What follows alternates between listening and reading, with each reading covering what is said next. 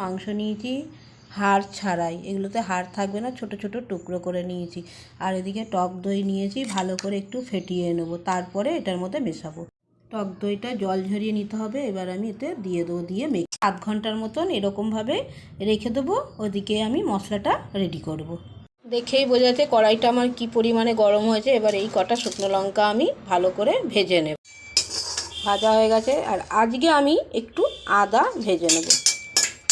আমার ভাজা কমপ্লিট হয়ে গেছে। এবার আমি মশলাটা রেডি করব। এর মধ্যে কাজু বাদাম দেবো আর পোস্ত দিয়ে পেস্ট করে নিয়ে আসবো। এবার মশলাটা আমার রেডি হয়ে গেছে। এর মধ্যে আমি নুন, চিনি আর হলুদটা দিয়ে দিয়েছি। এবার এর মধ্যে মিশিয়ে দেবো, কোনো জল দেব না।